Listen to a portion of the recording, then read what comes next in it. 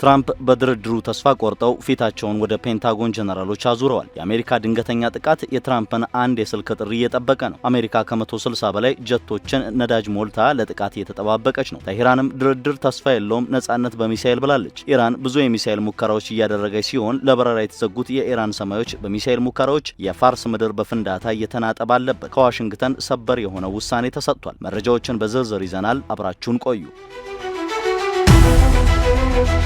በዩናይትድ ስቴትስና በኢራን መካከል ያለው ዲፕሎማሲያዊ ውጥረት እጅግ አሳሳቢና ወሳኝ ምዕራፍ ላይ በደረሰበት በዚህ ወቅት ፕሬዚዳንት ዶናልድ ትራምፕ በቴህራን ላይ ጠንካራ ያለና የማይናወጥ አቋም መያዛቸውን የሚያሳዩ ግልጽ ምልክቶችን እየሰጡ ይገኛሉ። ይህ የፕሬዚዳንቱ አዲስ አቅጣጫ ዋሽንግተን በኢራን ላይ ወታደራዊ እርምጃ ለመውሰድ መቃረቧን የሚያመላክት ሲሆን በአስተዳደሩ ውስጥ የሚገኙ በርካታ ታማኝ ምንጮች እንደገለጹት ትራምፕ በኢራን ወታደራዊና ስልታዊ ኢላማዎች ላይ ጥቃት ለመሰንዘር በቁም ነገር እያሰቡበት ነው። አሁን ባለው ተጨባጭ ሁኔታ የዝግጅቶቹ መጠናቀቅና የኃይል አስተላለፉን ስንመለከት ውሳኔው በማንኛውም ሰዓት አልፎ ተርፎም በአስቸኳይ ሊሰጥ እንደሚችል ይገመታል። ይህ ከፍተኛ ወታደራዊ እንቅስቃሴ የመጣው በጄኔቫ ይካሄድ የነበረው የኒውክሌር ድርድር ምንም አይነት ውጤት ሳይገኝለት መቆሙን ተከትሎ ነው። በድርድሩ ወቅት እንደ ዩራኒየም ማበልጸግና የባላስቲክ ሚሳኤል ልማት መርሃ ግብሮች ባሉ አበይት ጉዳዮች ላይ በሁለቱ ወገኖች መካከል መግባባት ላይ መድረስ አልተቻለም። አሚር አቦልፋትን ጨምሮ ታዋቂ የኢራን ፖለቲካ ተንታኞች አሁን ባለው ሁኔታ በዲፕሎማሲያዊ መንገድ መፍትሄ የማግኘት ተስፋን ተአምር ሲሉ ገልጸውታል። ይህም በቴህራን በኩል ያለውን ጥልቅ ተስፋ መቁረጥ የሚያሳይ ሲሆን በሌላ በኩል ዩናይትድ ስቴትስ በመካከለኛው ምስራቅ እያደረገች ያለችው ግዙፍ ወታደራዊ ግንባታ የቀጠናውን ስጋት ይበልጥ አባብሶታል። የአሜሪካ ጦር ከ2003ቱ የኢራቅ ወረራ ወዲህ ታይቶ በማይታወቅ መልኩ ታላቅ ወታደራዊ ኃይል በቀጠናው አሰባስቧል። የአየርና የባህር ኃይል ሀብቶቹን በማቀናጀት ምናልባትም በዚህ ሳምንት መጨረሻ ሊጀመር ለሚችል ወታደራዊ ዘመቻ ዝግጁነቱን አጠናቋል። የሲኤንኤን ዘገባዎች እንደሚያመለክቱት የብሔራዊ ደህንነት ባለስልጣናት ለዋይት ሀውስ በሰጡት መግለጫ ጥቃቶቹ በጥቂት ቀናት ውስጥ ሊፈጸሙ እንደሚችሉ አረጋግጠዋል። ምንም እንኳን ትራምፕ እስካሁን መጨረሻውን ትዕዛዝ ባያስተላልፉም ወታደራዊ ግንባታ ግን እጅግ አስፈሪ በሆነ ፍጥነት እየቀጠለ ነው። ይህ ወታደራዊ ክምችት ሁለት ግዙፍ የአውሮፕላን ተሸካሚ መርከቦችን ያካተተ ሲሆን ዩኤስኤስ አብርሃም ሊንከን ቀድሞውኑ በአረብ ባህር ላይ የጦር ቀጠናውን ተቆጣጥሮ ይገኛል። በሌላ በኩል ዩኤስኤስ ጄራልድ አር ፎርድ ወደ ስፍራው እያመራ መሆኑም ታውቋል። ከነዚህም በተጨማሪ ከ120 በላይ ዘመናዊ ተዋጊ ጀቶች ኤፍ-15፣ ኤፍ-16፣ ኤፍ-22 እና ኤፍ-35ን ጨምሮ በቢ-52 የቦምብ ጣይ አውሮፕላኖች ላይ የነዳጅ ጫኝ አውሮፕላኖች ታጅበው ለተልኮ ተዘጋጅተዋል። የሳተላይት ምስሎችና የመከላከያ ባለስልጣናት እንደሚያረጋግጡት ከ150 በላይ የጭነት በረራዎች የጦር መሳሪያዎችንና ጥይቶችን ወደ ቀጠናው እያጓጓዙ ሲሆን ባለፉት 24 ሰዓታት ውስጥ ብቻ ተጨማሪ 50 ተዋጊ ጀቶች በተለያዩ የአሜሪካ የጦር ሰፈሮች ላይ እንዲያርፉ ተደርጓል። ዘ ኒውዮርክ ታይምስ እንደዘገበው ፕሬዚዳንት ዶናልድ ትራምፕ አርብ ዕለት ለጋዜጠኞች በሰጡት መግለጫ ኢራን ለዋሽንግተን ጥያቄዎች እጅ እንድትሰጥና ስምምነት ላይ እንድትደርስ ለማስገደድ ውስን ወታደራዊ ጥቃት የመሰንዘር አማራጩን እያጤኑ መሆኑ ተነግሯል። ይህም ስትራቴጂካዊ እርምጃ ወደ መጠነ ሰፊ ጦርነት ሳያመራ የተወሰኑ ቁልፍ ቦታዎችን ብቻ ኢላማ ለማድረግ ያለመ ነው ተብሏል። ጥቃቱ በተለይ የኒውክሌር ተቋማትን፣ የሚሳኤል ማከማቻዎችን ወይም የባህር ኃይል ሀብቶችን ላይም ሊያተኩር ይችላል። ፕሬዚዳንቱ ኢራን ለአሜሪካ ጥያቄዎች ምላሽ እንድትሰጥ ከ10 እስከ 15 ቀናት የሚቆይ የጊዜ ገደብም አስቀምጠዋል። ከእነዚህ ጥያቄዎች መካከል የዩራኒየም ማበልጸግን ሙሉ በሙሉ ማቆምና በቀጠናው ላይ የምታደርገውን አስኪ የተባለ እንቅስቃሴ መግታት የሚሉት ይገኙበታል። ትራምፕ በሰላም ምክር ቤት ስብሰባ ላይ ባደረጉት ንግግር ትርጉም ያለው ስምምነት ማድረግ ይኖርብናል፣ ካልሆነ ግን መጥፎ ነገሮች ይከሰታሉ በማለት አስጠንቅቀዋል። አክለውም ኢራን የኒውክሌር መሳሪያ ሊኖራት አይችልም ሲሉ አቋማቸውን በድጋሜ ገልጸዋል። ሲቢኤስ ኒውስ የጠቀሳቸው የቅርብ ምንጮች እንደሚያመለክቱ ጥቃቱ የሚፈጸምበት የጊዜ ሰሌዳ ተገምግሟል። ይህም ምናልባት እንደ ቅዳሜ ባሉ ቀናት ሊሆን ቢችልም የጊዜ መስኮቱ ሊራዘም እንደሚችልም ተጠቁሟል። ለዚህ አሁን ላለው ፍጥጫ መነሻው እንደ አውሮፓውያን አቆጣጠር በ2015 የተፈረመው የጋራ አጠቃላይ ድርጊት መርሃ ግብር መሆኑ ይታወቃል። ፕሬዚዳንት ዶናልድ ትራምፕ ኢራን ስምምነቱን አላከበረችም በሚል በ2018 ዓመተ ምህረት ከዚህ ስምምነት መውጣታቸው ይታወሳል። ከዚያ ወዲያ የተከናወኑ ተከታታይ ክስተቶች በተለይም በሰኔ በኢራን የኒውክሌር ጣቢያዎች ላይ የተፈጸሙ የ12 ቀናት የአሜሪካና የእስራኤል ጥምር ጥቃት የቴህራንን መርሃ ግብር ቢያስተጓጉሉ አሁንም 400 ኪሎ ግራም የሚጠጋ የበለጸገ ዩራኒየም በእጇ እንደሚገኝ የዓለም አቀፉ የአቶሚክ ኤነርጂ ኤጀንሲ ዋና ዳይሬክተር ራፋኤል ግሮሲ አረጋግጠዋል። ራፋኤል ግሮሲ ከሲኤንኤን ጋር ባደረጉት ቃለ ምልልስ በሁለቱ ወገኖች አቋም መካከል ግልጽ የሆነ ልዩነት እንዳለ ገልጸዋል። አሜሪካ ምንም አይነት የዩራኒየም ማበልጸግ ሂደት እንዳይኖር ስትጠይቅ ኢራን በበኩሏ ይህንን የማድረግ መብት እንዳላት በመግለጽ መሟገቷን ቀጥላለች። ድርድሩ በጥር ላይ በድጋሚ ቢጀመርም ትራምፕ ባስቀመጡት የ60 ቀናት የጊዜ ገደብ ውስጥ 5 የውይይት መድረኮች ቢካሄዱ በኢራን ውስጥ ባለው የውስጥ አለመረጋጋትና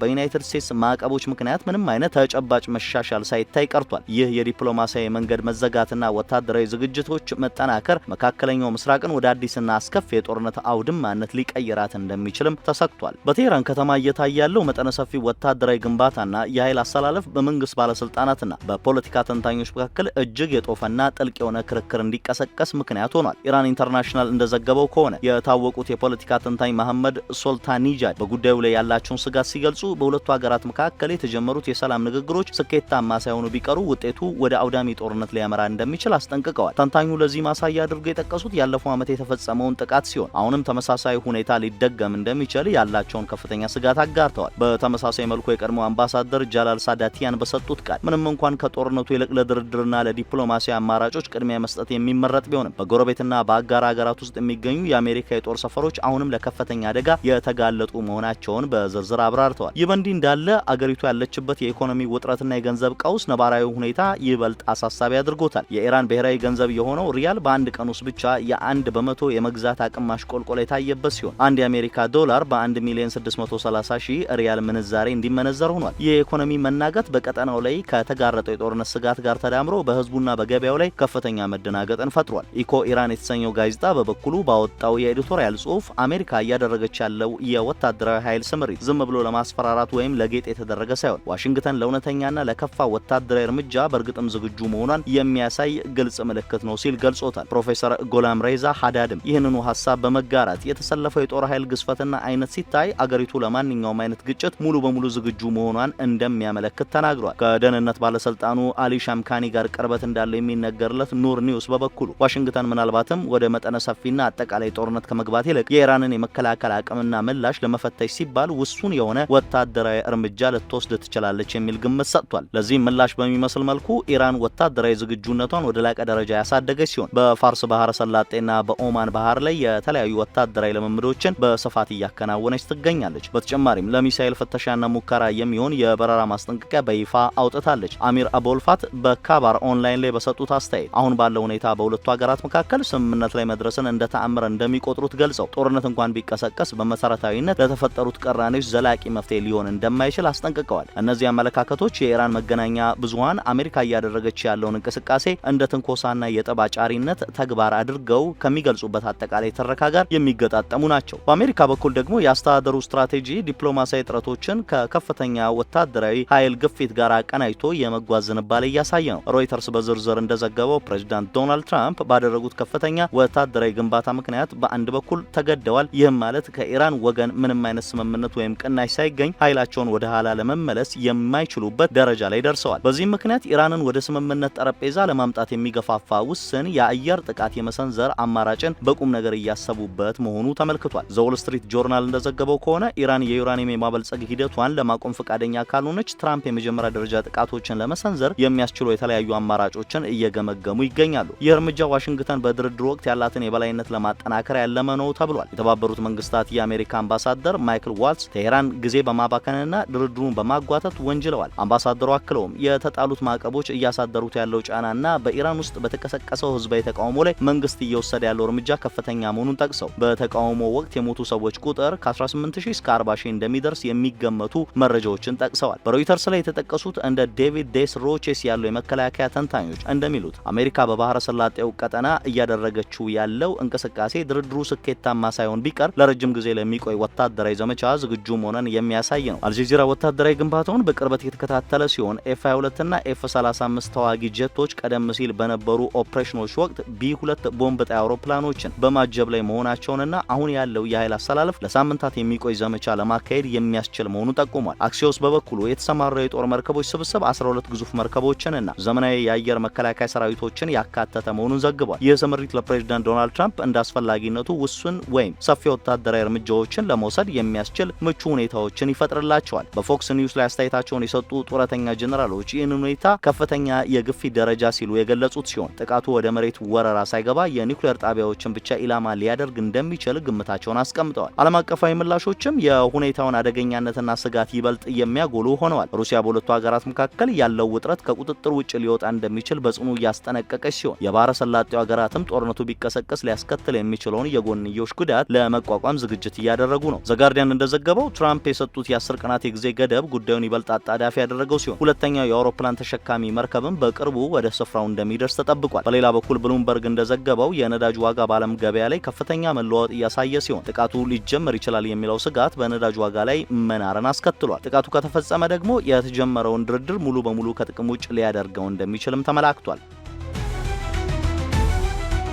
በአሜሪካ ኮንግረስ ውስጥ የፕሬዝዳንት ትራምፕን ወታደራዊ ስልጣን ለመገደብ የሚደረጉ ጥረቶች አዲስ ድጋፍ እያገኙ ነው። ፕሬስ ቲቪ እንደዘገበው የህግ መወሰኛ ምክር ቤት አባላት ያለ ኮንግረሱ ቀጥተኛ ፍቃድ ፕሬዝዳንቱ በኢራን ላይ ወታደራዊ ጥቃት እንዳይሰነዝሩ የሚከለክል የህግ ማዕቀፍ ለማጽደቅና ድምጽ ለመስጠት በዝግጅት ላይ ናቸው ተብሏል። ይህ እንቅስቃሴ በዋይት ሀውስና በህግ አውጪው አካል መካከል ያለውን ጥልቅ ልዩነት የሚያሳይ ነው። ዋሽንግተን ፖስት በበኩሉ ኢራን የአጸፋ እርምጃ የመውሰድ ከፍተኛ አቅም እንዳላት ቢታወቅም የአሜሪካ ጦር ግን ለረጅም ጊዜ ለሚቆይ መጠነ ሰፊ ጥቃት ተከታታይ ወታደራዊ ዘመቻ ራሱን ዝግጁ ማድረጉን በዝርዝር ገልጿል። ትራምፕ የድርድር አቅማቸውን ይበልጥ ለማጎልበትና ኢራንን ለማስገደድ ሲሉ ውስን የአየር ጥቃቶችን እንደ አማራጭ መያዛቸውንና ይህም እንደ አስፈላጊነቱ ወደ ሰፋ ያለ ወታደራዊ ኦፕሬሽን ሊያድግ እንደሚችል ተዘግቧል። ፖለቲኮ በበኩሉ በአሜሪካ የውስጥ ጉዳዮችና ቅድሚያ በሚሰጣቸው የልማት ተግባራት ላይ ጫና ሊፈጥር የሚችልና በቢሊዮን የሚቆጠር ዶላር ወጪ የሚጠይቅ ግዙፍ ወታደራዊ ግንባታ እየተካሄደ መሆኑ ጠቁሟል። በሌላ በኩል በኢራን ውስጥ ያለው የውስጥ ሁኔታ እጅግ ተባብሶ የሚገኝ ሲሆን መንግስትም የተለያዩ ጥንቃቄዎችን እያደረገ ነው። ካለፉት ህዝባዊ ተቃውሞዎች በኋላ የኢራን አብዮታዊ ዘብ የኢንተርኔትና የመገናኛ ዘዴዎች ቁጥጥሩን ይበልጥ እያጠበቀው መሆኑ ተሰምቷል። ማጂድ ካዴሚ በሰጡት መግለጫ ከሀገሪቱ ውጭ የሚመጡ ዲጂታል ስጋቶችን ለመመከት የራስን ብሔራዊ ኢንተርኔት የመገንባት ስራ ተጠናክሮ እንደሚቀጥል አረጋግጠዋል። ከውስጥ የሾለኩ መረጃዎች እንደሚያመለክቱት እንደ ኢንስታግራምና ቴሌግራም ባሉ ማህበራዊ ተግባራዎች ላይ የሚደረገው ክትትል በከፍተኛ ሁኔታ እንዲጨምር ትዕዛዝ ተላልፏል። የኢራን ፓርላማ አባል የሆኑት ማህሙድ ናባቪያን እንደገለጹት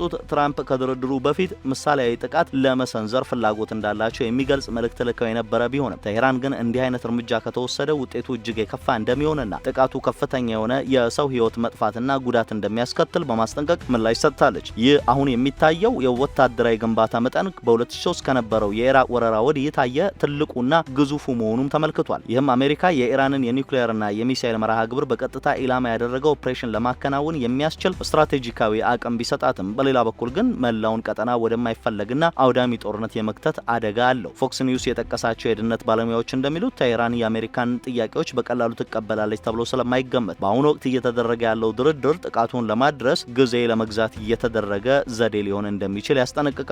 ብሉምበርግ ደግሞ ማንኛውም አይነት ወታደራዊ ግጭት መላውን የመካከለኛው ምስራቅ ሰላምና መረጋጋት በማናጋት ዓለም አቀፍ የኢኮኖሚና የፖለቲካ ቀውስ ሊፈጥር እንደሚችል አጽንኦት ሰጥቷል። በመሆኑም በቀጠናው የሚገኙ የአሜሪካ የጦር ሰፈሮችና እንደ እስራኤል ያሉ የቅርብ አጋሮች የኢራን የአጸፋ ጥቃት ስጋት ተጋርጦባቸዋል። አልጀዚራ እንደዘገበው የኢራን የውጭ ጉዳይ ሚኒስትር አሜሪካ እያከናወነች ያለውን ወታደራዊ ግንባታ አላስፈላጊ ሲሉ የገለጹት ሲሆን ፍትሐዊ የሆነ ስምምነት ላይ መድረስ አሁንም እንደሚቻል ተናግረዋል። ይሁን እንጂ ትራምፕ የሰጡት የመጨረሻ ማስጠንቀቂያና የጦር ኃይሉ የደረሰበት ከፍተኛ የዝግጁነት ደረጃ ለዲፕሎማሲያዊ መፍትሄ ያለው እድል ከቀን ወደ ቀን እየጠበበ መምጣቱን ያሳያል። ዘዴሊ ሜል ላይ ያሉ ተንታኞች እንደሚጠቁሙት የፕሬዝዳንት ትራምፕ የውስጥ የህግና የፍትህ ጉዳዮች መጓተት ምናልባትም ፕሬዝዳንቱ ወደ ወታደራዊ እርምጃ እንዲያዘነብሉ ሊገፋፋቸው ይችላሉ። በአሁኑ ወቅት ሁኔታው እጅግ ተለዋዋጭ ከመሆኑም በላይ ዓለም አቀፍ ገበያዎች ለዚህ ውጥረት ፈጣን ምላሽ እየሰጡ ይገኛሉ። የዲፕሎማሲ መስመሮችን በከፍተኛ ውጥረት ውስጥ ይገኛሉ። ትራምፕ የሚከተሉት የአቋም አቅጣጫና ለስምምነት የሚያስፈልገው ተአምራዊ ሁኔታ ባለመፈጠሩ አሜሪካ አሁንም መፍትሄ ባላገኘ የኒውክሌር ውዝግብ ምክንያት ጥቃት ለመሰንዘር የሚያስችል ዝግጁነቷን አጠናቃለች። በመጪዎቹ ጥቂት ቀናት ውስጥ ይህ ውጥረት ወደ ግልጽ ጦርነት ያመራል ወይስ ዲፕሎማሲያዊ ንግግሮች የበላይነቱን ይይዛሉ የሚለው ጉዳይ የሚለይ ይሆናል። ድርድሩ ከስምምነት ላይ ይደርሳል ወይስ የጦር መሳሪያዎች ድምጽ ቀጠናውን ያናውጠዋል የሚለው ጥያቄ የዓለም አቀፉ ማህበረሰብ ዋነኛ ስጋት ሆኖ ቀጥሏል።